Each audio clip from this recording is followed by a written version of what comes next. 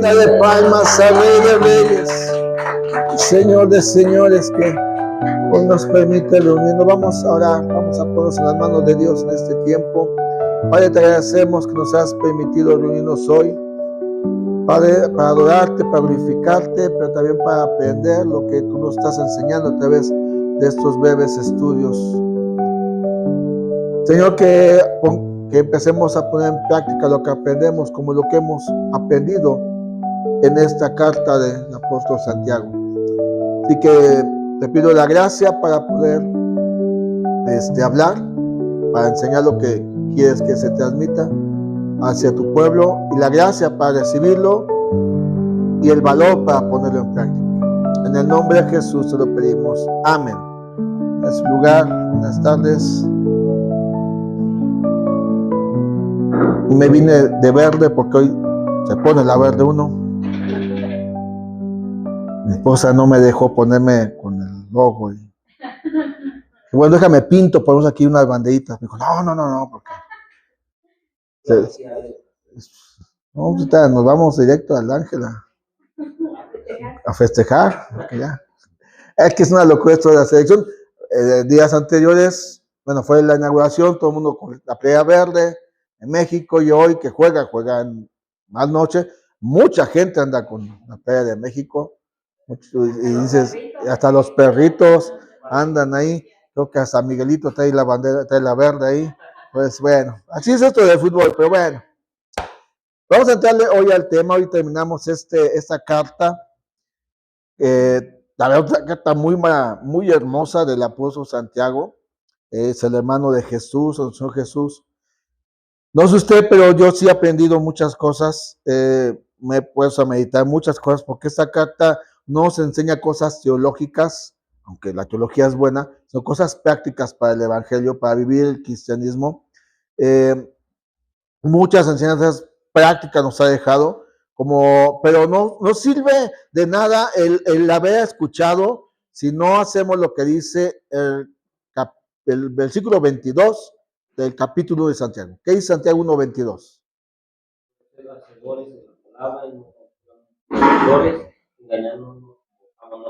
Ponle punto a Leonardo para que casi lo estoy viendo que está subiendo al camión para que vaya a Huatulco, casi. Entonces, si a ese versículo yo lo uno con el versículo 17 del capítulo 2, que dice, así también la fe, sin obras, es muerta en sí misma. Así también la fe, si no tiene obras, es muerta en sí misma. Entonces, yo oigo, lo pongo en práctica, y entonces estoy demostrando que mi fe es una fe viva. Si no, estaríamos hablando de una fe muerta, una vida religiosa solamente, pero que no da frutos, no da resultados. Entonces vamos a ver el capítulo 5 de Santiago y terminamos esta carta. Es una carta muy valiosa y hay muchas enseñanzas para nosotros los cristianos. Recuerden que esta carta está dirigida a cristianos que eran perseguidos por su fe, que no estaban en sus fe, que habían sido esparcidos por causa de la persecución. Y Santiago da un mensaje a este grupo de cristianos que están en diferentes partes. A diferencia de la carta de Pablo que hemos estudiado, pues va dirigida, si no es de forma personal como Timoteo y Tito y Filemón, sí va dirigida a una iglesia o a un sector de donde hay varias iglesias, como los Gálatas, como Éfeso. Y esta carta, este capítulo inicia con una declaración muy fuerte. Dice en el versículo 1 de Santiago 5, vamos ahora, ricos, llorad y aullad, porque por las miserias que os vendrán. Vuestras riquezas están podridas y vuestras ropas están comidas de polilla. Vuestro oro y plata están enmohecidos, y su moho testificará contra vosotros, y devorará del todo vuestras carnes como fuego. Habéis acumulado tesoros para los días postreros. Vamos a meter tantito. Ahora, este capítulo, en esta parte, varios, y si no es que grandes o diferentes comentaristas, no se han puesto de acuerdo en cuestión a quién está dirigida esta parte. Dice en el título, contra los ricos opresores. Entonces, ¿Por qué está dividido? Porque a diferencia de los demás capítulos de esta carta, y vamos a hacer un recorrido rápido desde Santiago 1 hasta este capítulo 5.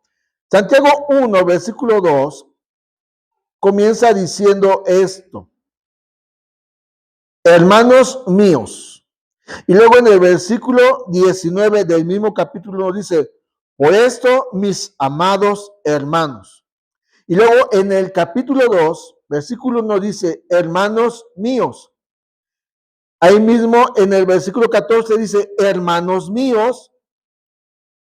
Y en el 5 también me parece que dice: hermanos míos amados, el capítulo 2. Y luego en el 3:1 dice: hermanos míos. Y luego en el capítulo 4, creo que aquí me falló el dedo, pero en el capítulo 4 me parece que también en el capítulo, versículo 11 de Santiago 4 dice: hermanos. O sea, hace una distinción muy clara, que los capítulos anteriores va hablando a los hermanos, a la gente que es cristiana, a la gente que hace el evangelio. Y por eso se ponen de acuerdo los teólogos o los comentaristas, porque en ese capítulo 5 va directo, va diciendo: vamos ahora ricos. O sea, no está hablando, no está expresándose a los hermanos. Entonces, ¿cuál es el punto? Algunos comentaristas dicen que esta parte va dirigida a ricos o a personas ricas que no son cristianas. Por cómo inicia, una declaración muy fuerte, una declaración contra personas que eran ricos y a causa de su riqueza, voy a traerlo en los términos, eran patrones que como dice en el versículo 4, no pagaban a tiempo el pago. ¿Les ha pasado eso? Ya estás toda la semana trabajando, esperas el sábado a las 2 de la tarde que llegue tu sobre y te dicen: ay, ¿qué crees que te hago transferencia? Y es que la transferencia te hacen hasta el martes de la otra semana. Entonces, ese era el problema que había. Que dice en el 4: he aquí clama el Jordán de los obreros, que han cosechado vuestras tierras, el cual por engaño no les ha sido pagado por vosotros, y los clamores de los que habían cegado han entrado en los oídos del Señor, los ejércitos. Entonces, muchos comentaristas dicen: este pasaje, esta parte, va dirigido a personas ricas que eran malos patrones, que solamente buscaban el enriquecimiento personal. Y pues mencionamos, ¿verdad? Nos pasa en nuestros tiempos, ¿verdad? Y más cuando son personas que trabajan, no es así como se dice, por destajo, personas que trabajan a la semana y, dijo, yo cuántas veces no quise pagar a Carlitos, pero, híjole, dije, no, porque dice que el clamor de ellos va a llegar hasta el Señor y, no, dije, mejor no, mejor le pago como tiene que ser, porque si no, se va a quejar con mi Dios y para qué le hago. Ahora, otra línea de comentaristas dicen que va dirigido a patrones cristianos, pero por lo mismo del dinero, se habían vuelto, ¿qué les gusta? Egoístas, avaros, codos, eran de la banda de recodo. Entonces, yo en lo personal creo que sí va dirigida a patrones o amos o a ricos cristianos. Yo en lo personal, no es doctrina, yo en lo personal, porque dijimos y hemos visto, esta carta va dirigida a cristianos que están esparcidos. Entonces, hombres ricos que escucharon el evangelio, pero siguen siendo ricos y seguían teniendo unas actitudes que iban en contra del evangelio. Yo en lo personal creo. Si usted dice: no, esto es para los ricos, que no son cristianos, también, hermano, no hay problema. O sea, ni los sabios se ponen de acuerdo. Entonces no podemos discutir en eso. Si fueran patrones que no son cristianos, podemos entender quién los controlaba. ¿Quién cree que los controlaba a ellos? El enemigo, la avaricia, los falsos dioses, la lana. Entonces podemos decir, bueno, pues tenían un corazón duro, no eran recodos, eran egoístas, entonces ellos no querían cumplir, querían ganar, pero no querían cumplir. Y puede decir, bueno, se puede entender, pero si fueran amos cristianos, esa sí está así como que, ay, híjole, manito. Híjole, porque entonces algo no está bien en el corazón de las personas. Ahora, sí, yo creo que va contra los ricos cristianos de una forma dura. O sea, Pablo a los Gálatas les habla de una forma muy dura. Oh, Gálatas insensatos, ¿quién les engañó para que se desvían del evangelio? O sea, no les, ay, muchachos, ¿qué hicieron? No, él fue muy duro, Pablo fue muy duro. Y yo entiendo esa parte y lo puedo entender con Santiago. A ver, cristianos, ricos, que tienen su fe en la riqueza, estoy parafraseando lo que dice, que tienen su esperanza en las riquezas, que se han vuelto millonarios. Ahí está el pobre Carlitos, trabaja de sol a sol y no le pagas. Ahí está el pobre muchacho y está el primo trabajando y carga 4 bultos. ¿Y dónde está la paga? Si eres cristiano, o sea, yo estoy parafraseando, debes de cumplir con lo que es la ley. O sea, ¿la ley qué es? Paga, ¿no? Dale a César lo que es de César, ¿no? Y a Dios lo que es de Dios. ¿Por qué? Porque dice que los jornaleros que trabajan, que están en el pleno sol, se están quejando. Y luego dice en el 5, habéis vivido en deleite sobre la tierra y sido disolutos, habéis engordado vuestros corazones como en el día de matanza. Habéis condenado y dado muerte al justo y él no os hace resistencia. Entonces,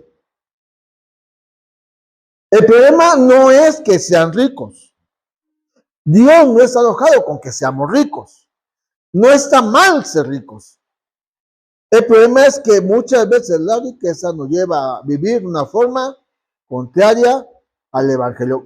No me pierdas Santiago y vamos a leer en Eclesiastés. Si usted no ha leído Eclesiastés, le invito a que lo lea. Vamos a leer versículo 1 y versículo número 2. Eclesiastés 6, versículo 1 y versículo número 2. Dice la Biblia, hay un mal que he visto debajo del cielo y un muy común entre los hombres, el del hombre a quien Dios da riqueza y bienes y honra y nada le falta de todo lo que su alma desea, pero Dios no le da facultad de disfrutar de ello, sino que lo disfrutan los extraños. Esto es vanidad y mal doloroso. O sea, Dios no está peleado con la riqueza, no está peleado con que el trabajo, que es bueno, ¿verdad que es bueno el trabajo? No está mal el trabajo. Pero el problema es, y es que capítulo 5 es como el principio, es como una continuación del final del capítulo 4 de Santiago. En Santiago capítulo 4, hace 8 días vimos que no está, que el problema o lo que Santiago está recalcando es que muchos están planeando, de acuerdo a lo que tienen, su futuro. Y el problema es que no incluyen a Dios en su futuro. Y Santiago 5 es como una continuación de ese pensamiento. Porque en el capítulo 4 dice, versículo 13 de Santiago dice, vamos ahora los que decís, hoy y mañana iremos a tal ciudad y estaremos allá un año y traficaremos y ganaremos, cuando no sabéis lo que será mañana, porque que es vuestra vida, ciertamente es neblina que se aparece por un poco de tiempo y luego se desvanece. En lugar de lo cual deberías de decir, si el Señor quiere, viviremos y haremos esto o aquello. Entonces, ¿cuál es el problema que hay con las riquezas? Que olvidamos a Dios. Y Salomón, que escribe Eclesiastés, dice, Dios hay hombres que Dios les da riquezas. Pero ese hombre no busca la sabiduría para vivir con esas riquezas. Y dice Santiago, es un mal que he visto. Y el mismo que se dice, y tanto a un rico como a un pobre le va a suceder lo mismo. Un día se van a ir, y Job dijo, desnudo salí y desnudo me voy. Bueno, hoy no nos vamos a ver desnudos, tal vez nos ponemos nuestra mejor ropita, pero todo lo que hicimos en la tierra, toda la ganancia que hicimos, debemos ser sabios, pedirle a Dios sabiduría para saber cómo vamos a vivir manejando nuestras finanzas. ¿Es malo tener dinero? No. Es malo la falta de gratitud hacia Dios, porque es Dios quien nos da la sabiduría para administrar los bienes a través de un trabajo, de una paga mensual, semanal, quincenal, en cheque, en depósito, en efectivo. Está mal no saber manejar esas finanzas. Ay, ya me llegó la quincena. Vamos a hacer esto y esto y esto y esto. Y la gratitud a Dios, ¿dónde la dejamos? ¿Dónde está lo que es de Dios? Eso es lo que dice Santiago. Ahora, si fueran no cristianos, estos ricos, en el versículo 6 del capítulo 5 dice, habéis condenado y dado muerte al justo y él no hace resistencia. O sea, el justo o el justificado, vamos a poner, si es un cristiano que aguanta. Dice, hijo, no me vas a pagar la semana. No, ¿qué quieres? Que no hay lana. No sé lo que te guste inventar el patrón. Ok. Yo voy a esperar, voy a aguantar. Pero te sigues pasando, o sea, no es que el trabajador lo diga, pero si sigue pasando la situación, él puede clamar a Dios, él puede pedir justicia y Dios en su justicia puede actuar de una forma que al rico no le va a gustar.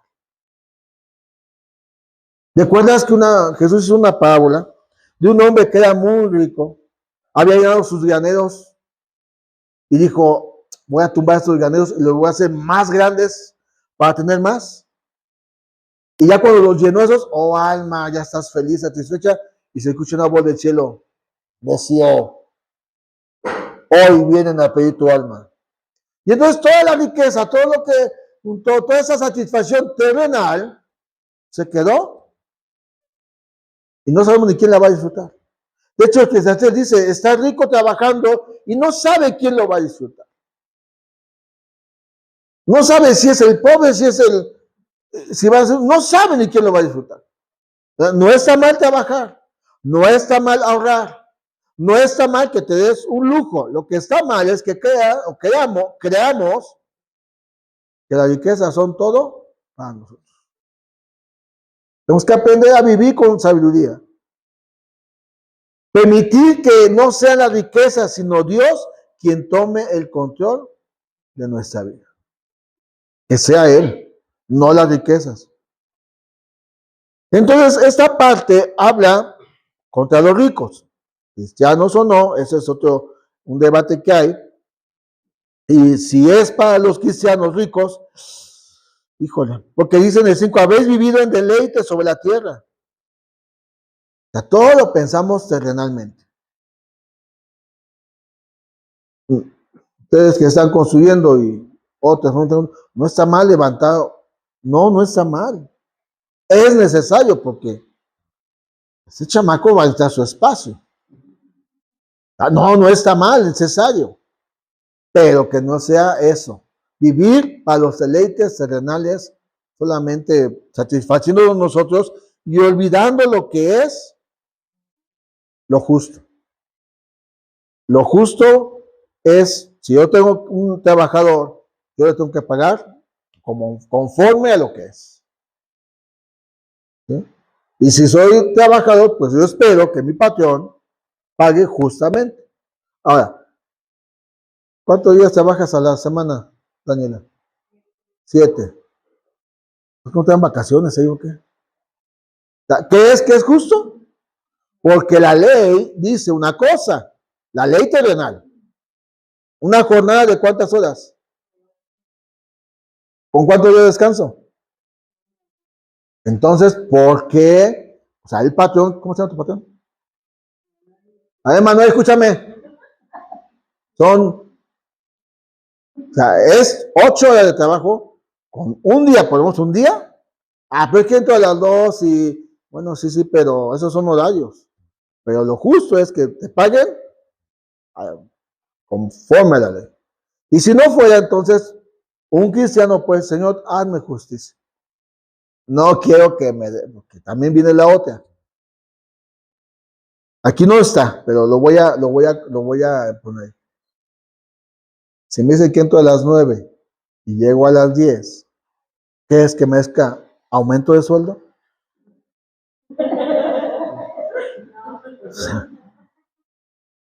O sea, si me dicen, vas a trabajar de lunes a viernes y voy lunes, martes y miércoles nada más, ¿crees que merezca aumento de sueldo? O sea, esa es la otra. Aquí Santiago es claro, a los ricos paga lo que es. A todos nos enseña que debemos de vivir no buscando la riqueza porque se van a podrir, se van a enmohecer. Al final de cuentas, todo lo que logremos en la tierra, debemos pedir sabiduría a Dios para saber cómo manejar nuestras finanzas. Y luego, a la mitad del capítulo 5, Santiago vuelve a tomar el tema central que incluye en el capítulo número 1, la paciencia y la oración. La paciencia viene como resultado de una vida de oración. Si tú eres impaciente, Señor, ayúdame a tener más paciencia a través de la oración. Vimos que Santiago ocupa mucho esa palabra de paciencia y sabiduría durante su carta. Ahora, la vida cristiana, Pablo la maneja como un tipo de carrera, pero la carrera cristiana no se corre como rápidos y furiosos. Rápido. No, miren lo que dice Hebreos, capítulo número 12. Hebreos capítulo número 12,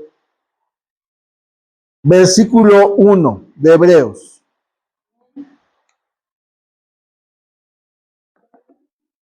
Dice, por tanto, nosotros también, teniendo en derredor nuestro tan grande nube de testigos, despojémonos de todo peso y del pecado que nos asedia y corramos con paciencia la carrera que tenemos por delante.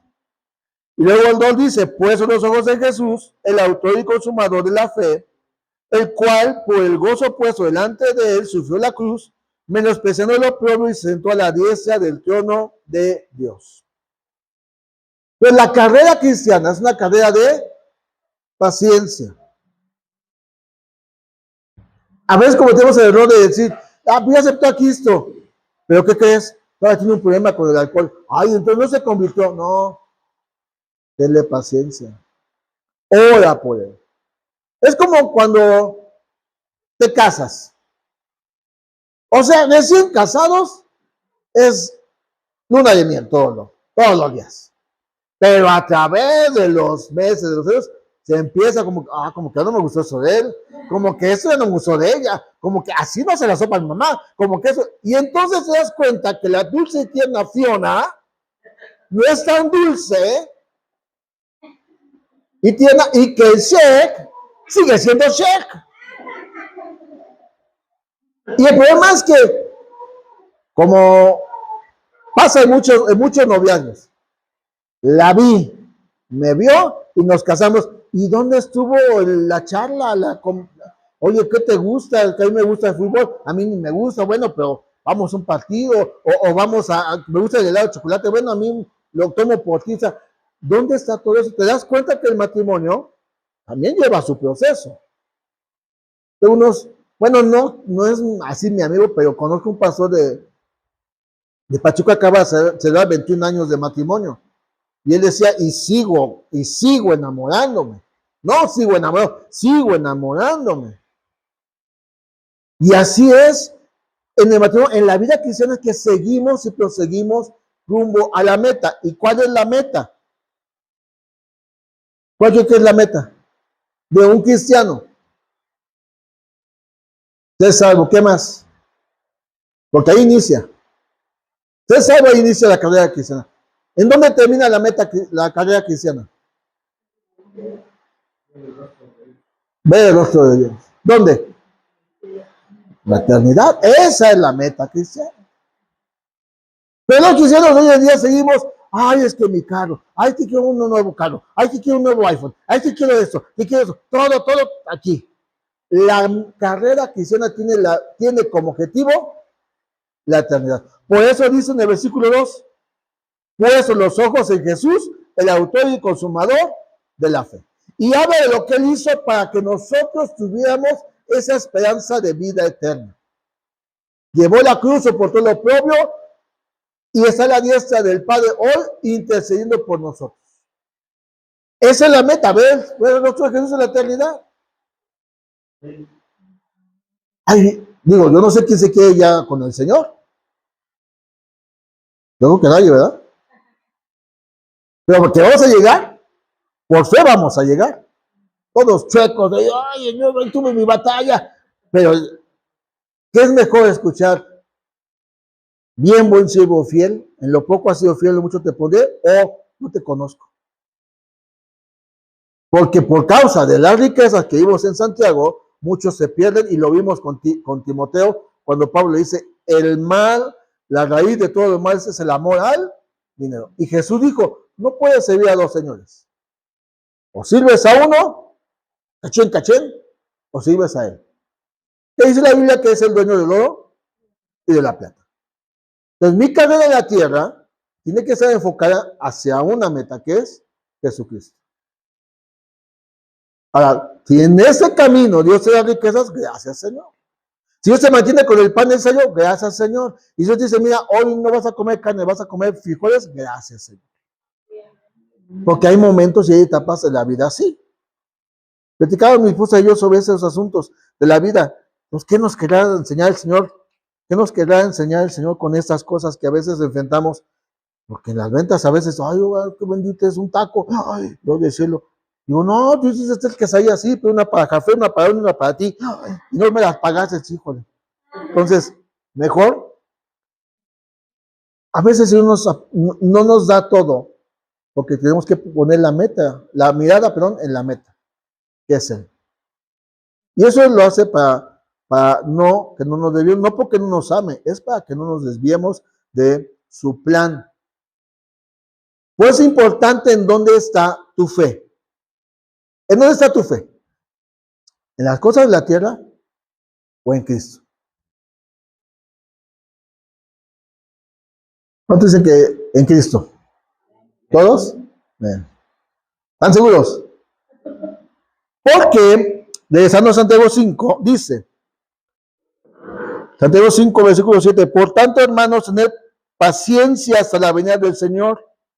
Mira cómo el labrador espera el precioso fruto de la tierra, aguardando con paciencia hasta que reciba la lluvia temprana de tal día. Mira, como ahorita ya llegó la lluvia.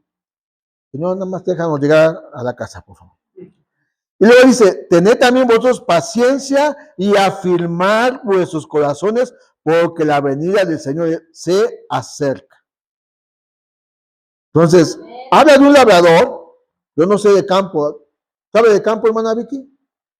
¿Sí? O sea, llega el labrador, ve la tierra y nada más avienta la semilla, ¿no? Tiene que prepararla. ¿Luego qué? Primero hay que cerrarla, Limpiarla. la tierra, quitar la hierba, todo. Y ya queda así bien, y que si luego ponen el fruto, Ajá. y ya va cuando va poniendo la semilla. Y pone la semilla y mañana ya está la siembra. No, hay un proceso, ¿verdad? Entonces tú le compartes a alguien de Cristo y mañana ya no va a ser un predicador inmediatamente. Tiene que haber un proceso. Así con nosotros. Por eso tengan paciencia. ¿Tengan qué? Dile a que tiene a tu lado, esa fue para ti, mi chavo. Porque miren, el versículo 7 y el versículo 8, 3 veces se menciona la palabra paciencia. 3 veces. Eso habla de que es importante que el cristiano corra con paciencia su carrera en Cristo Jesús. Vas a tropezar. pero Dios se levanta. Algo te vas a animar, pero Dios es tu meta, es tu objetivo. Y por ese objetivo tenemos que ir. Y entonces sigue diciendo en el versículo 10. Hermanos míos, tomad como ejemplo la aflicción y de paciencia a los profetas que hablaron en el nombre del Señor. Santiago pone énfasis en esto de la paciencia sobre cómo en el Antiguo Testamento los profetas enfrentaron varias situaciones complicadas. Y no solamente profetas cuando hablamos de Isaías, Jeremías, no, pues sí Moisés. Moisés se enfrentó un montón de broncas. Un pueblo que, ay, digo, ay Señor, qué bueno que no viví en esa época. Porque yo sí los diezmo. Pero no. Moisés tuvo paciencia con el pueblo. Y un momento de temperamento le resultó en contra. Pero en lo general tuvo paciencia. ¿Cuántos hombres de la Biblia no has leído tú que muestran paciencia? Santiago se refiere a uno en especial. Dice el versículo 11. He aquí tenemos por bienaventurados a los que sufren. ¿A cuánto les gusta sufrir? Pero dice la Biblia que son bienaventurados, doblemente felices o dichosos aquellos que sufren. Y pone como ejemplo a Job, dice, he aquí tenemos por bienaventurados a los que sufren. ¿Habéis oído de la paciencia de quién? ¿Cuántos han leído el libro de Job? ¿Cuántos han vivido lo que Job vivió? Y tú y yo nos quejamos por una gripa. Tú y yo nos quejamos por la lluvia. Tú y nos quejamos porque el familiar ya no me quiere hablar. Tú y yo nos quejamos porque por tantas cosas. Y lo que Job enfrentó, nadie más lo enfrentó. Así tú lees Job, 38 de los 42 capítulos de su libro, tú vas a encontrar el silencio de Dios en su proceso de paciencia, de su sufrimiento. Tú vas a ver, oye, pero ¿qué hice? Y Dios tenía 3 amigos, Job, que de amigos, híjole, bueno, ahí tenía 3 amiguitos. Pero Dios nunca le dijo nada. Y cuando Dios le responde, Él no le da explicaciones de por qué lo llevó a ese sufrimiento. Él no le explicó de por qué fue escogido para enfrentar todo lo que él enfrentó. Solamente al final del libro yo puedo entender cuál era el propósito de Dios en la vida de Job. Y no me pidas Santiago y acompáñame a Job 42. Job 42. Versículo 1 al 5. 38 capítulos, Dios no le dijo nada. Y luego Dios empieza a responderle, a enseñarle quién eres tú, dónde estabas tú, todo eso. Y en el 42 Dios reacciona y dice esto. Respondió Job a Jehová y dijo, yo conozco que todo lo puedes y que no hay pensamiento que se esconda de ti. ¿Quién es el que oscurece el consejo sin entendimiento? Por tanto, yo hablaba lo que no entendía, cosas demasiado maravillosas para mí, que yo no comprendía.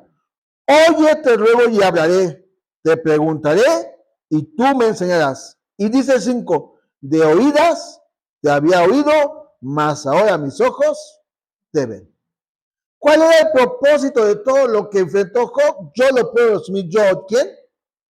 Yo, tú no. Yo.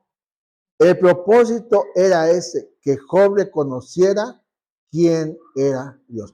Job inicia su libro y quien lo escribió dice, Job era temeroso de Dios, ofrecía holocaustos todos los días, pero lo hacía como nuestros tiempos, solamente por religión, por obras, por obligación. Y Job no dejó de amarlo. Es más, cuando llega el diablo le dice, ¿de dónde vienes? De doblar la tierra. Ah, pero no he visto a Job. No, hombre, no hay uno que... Ay, sí, todo le das. Trae coche del año, trae iPhone, pantalla de 100 pulgadas, 4 casas, y una con alberca además. Quítale todo. Y se lo quitó. Pero dice la Biblia que Job no dijo ni una queja. Vuelve el diablo ahí. ¿De dónde vienes? De rodea la tierra. Ah, pero está Job, mira. Le quité todo. Pero ahí está. Ah, sí. Tócalo. Y te manda un COVID. Y en el COVID, ¿cuánta gente no se quejó? Porque Dios se llevó al tío, al primo, al padre. ¿Cuánta gente no se quejó? ¿Cuánta gente no dejó a Dios por eso? Y Job se mantuvo adorando a Dios. Porque dice en Job 2, al final del capítulo dice, y con todo y todo, Job se postró y adoró. Jehová dio, Jehová quitó, sea el nombre de Jehová bendito. Y entonces Santiago pone a Job como un ejemplo de lo que tiene que haber en nosotros, una búsqueda, no para ver qué me da o si me lo da. No, ese no es el fin.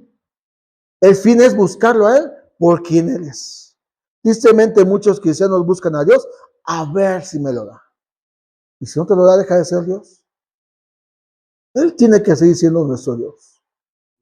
Él sigue teniendo que ser nuestra meta, nuestro objetivo de búsqueda todos los días.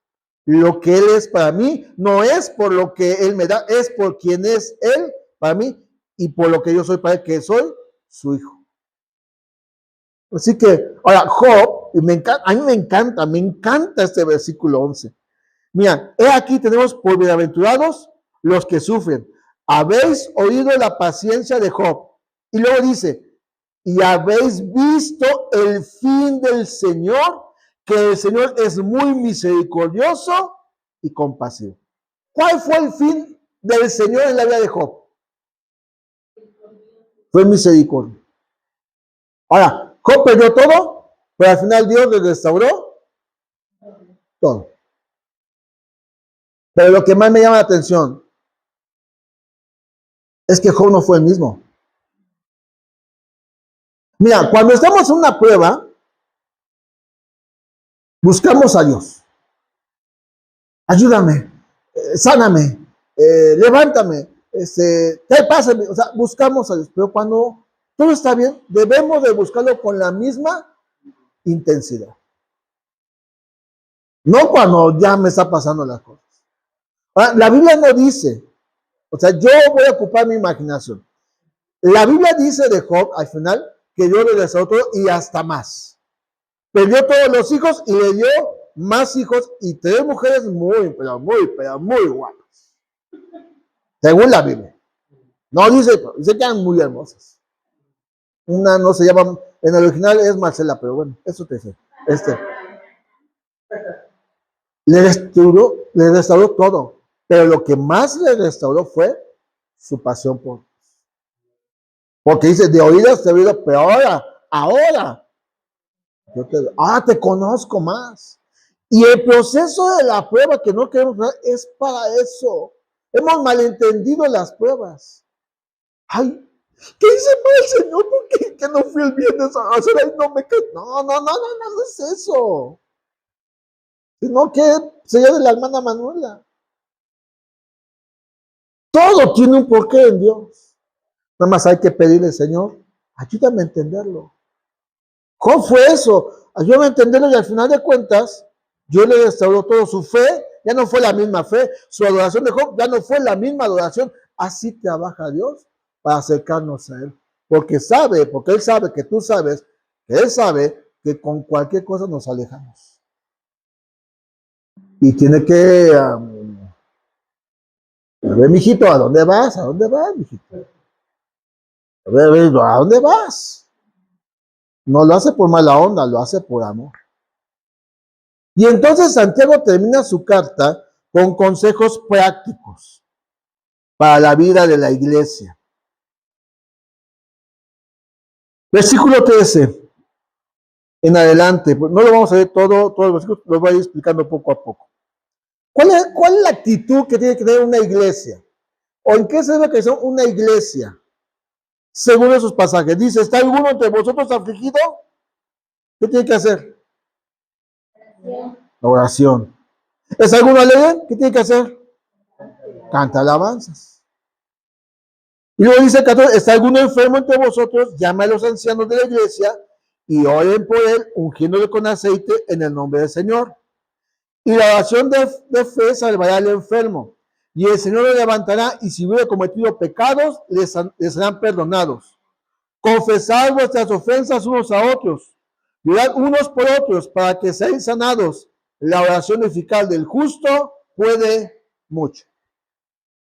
¿Qué consejos prácticos tenemos para la iglesia? La vida de la iglesia tiene que estar basada en oración, en alabanza, pero en algo que a veces no nos gusta. Dice, ¿está alguno enfermo entre vosotros? ¿Qué dice? Llame a los ancianos de la iglesia. ¿Alguno está enfermo? No, gracias a Dios. Y luego te enteras que tiene piedras en el guión por tanta Coca-Cola.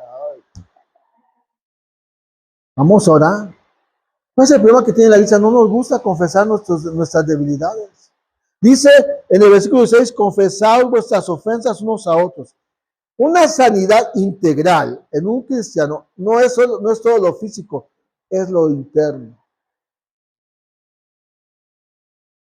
Y una iglesia sana ora, tiene alabanza en su vida, pide apoyo a los hermanos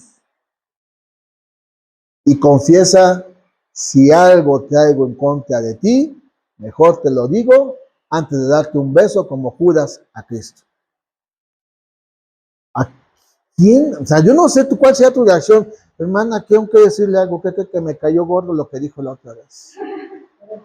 ¿Le gustaría que le dijera eso? ¿O le gustaría que dijera, ay, hermana Vicky, qué gusto verla, Dios la bendiga, ay, Señor, ¿qué le gusta? Una sanidad de la iglesia es eso, que confesemos las ofensas que nos han dado. A través de la oración yo puedo perdonar a quien me ofendió, pero también debo de pedir perdón por aquellos. A ver cómo si lo haces. Ahora, ¿en qué otro pasaje de la Biblia habla sobre esto? Sobre perdonar. Mateo capítulo 6.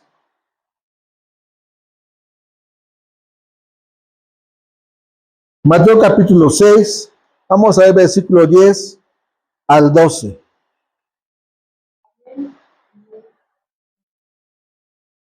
Venga tu reino, hágase tu voluntad como en el cielo hasta en la tierra. El pan nuestro de cada día, dánoslo hoy.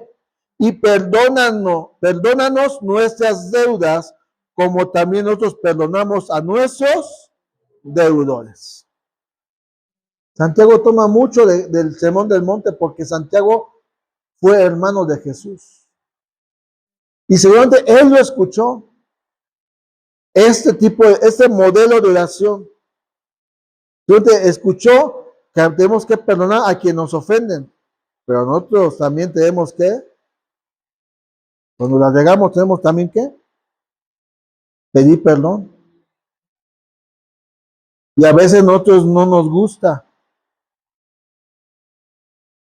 En Lucas 11 es la misma oración, es el mismo modelo de oración. Y dice, perdónanos. 11:4 dice, perdónanos nuestros pecados, porque también nosotros perdonamos a todos los que nos deben.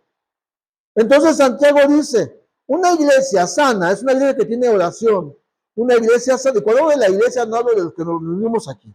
La iglesia somos nosotros. Tú y yo somos la iglesia. Una iglesia sana es aquella que tiene una vida de oración, que tiene momentos de alabanza, que tiene unidad. Esa unidad, ayúdame a orar, ¿no? ¿Qué crees que me está yendo mal? O sabes que me enfrenté muchas batallas en el trabajo, ayúdame a orar. Eso es unidad. Y una iglesia sana es aquella que se confiesa las ofensas, porque a veces, llegó la hermana, ella me bendiga.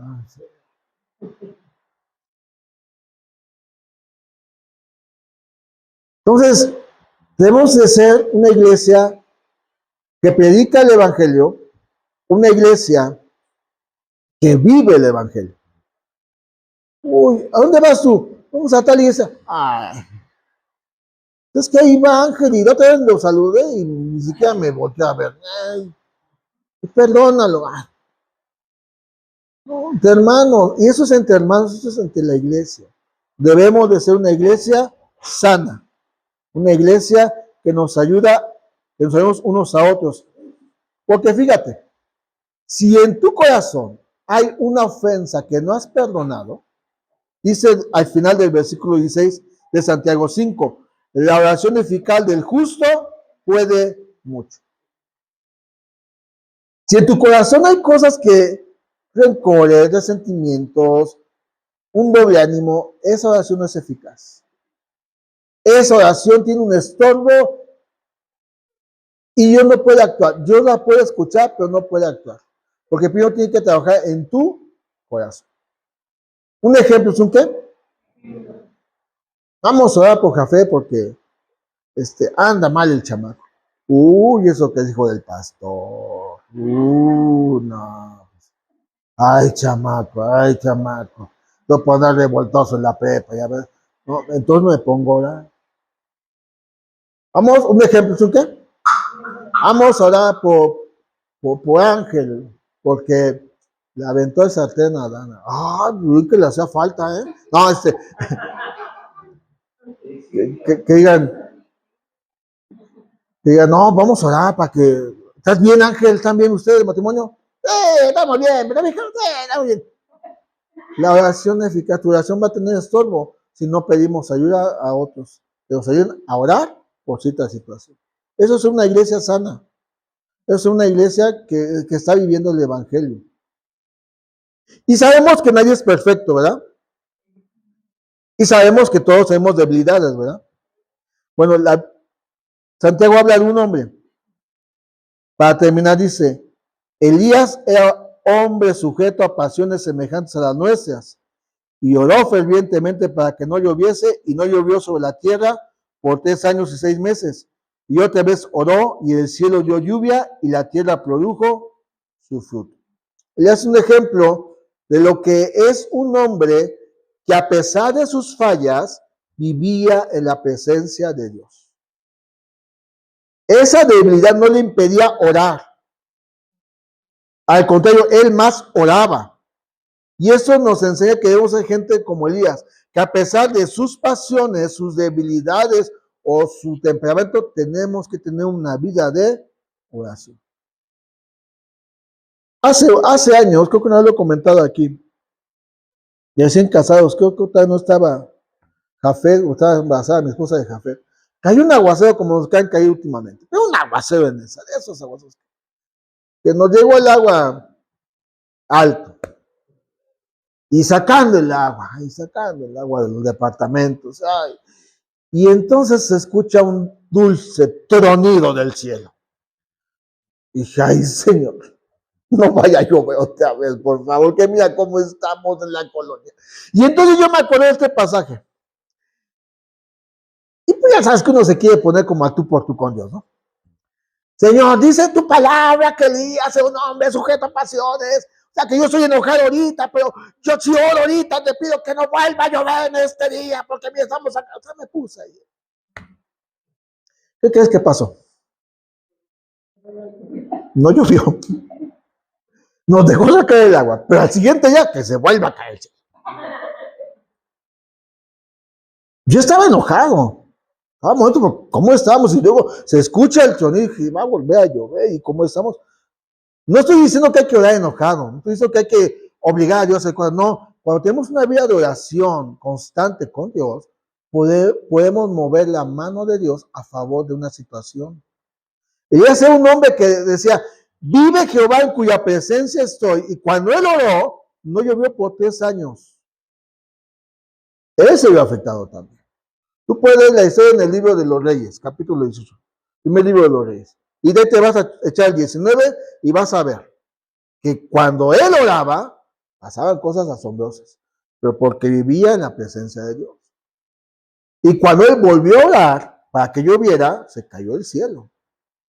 Y entonces Dios bendijo la tierra. Entonces, si queremos ver cosas maravillosas en nuestras vidas, debemos ser gente que vive en oración. No solamente el viernes, todos los días. Está orando.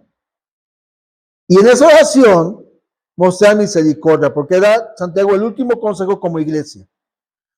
Versículo 19, hermanos, ¿sabes? O sea, cambia el asunto. Ricos, aquí ya les habla de hermanos. Hermanos, si alguno entre vosotros se ha extraviado de la verdad y alguno le hace volver, sepa que el que haga volver al pecador del error de su camino salvará de muerte un alma y cubrirá multitud de pecados. Ya se perdió, ora por él. Anímalo a volver. Vuelve a hablar de Cristo. Vuelve a dar una promesa de parte de Dios. Que mostremos misericordia, porque vimos que Dios en la vida de Job fue misericordioso y compasivo. Y nosotros debemos mostrar el carácter de Cristo a todos. Y si un hermano de la iglesia se desvía de la fe o decide alejarse de esas famosas vacaciones cristianas, no me voy a congregar un mes, ándale pues. Y de ese mes pasan 2, 3, 4. Y ahorita que lo ves solamente en el aniversario. Y no le hablas de su error. No le haces ver que está mal. Tú no tienes misericordia.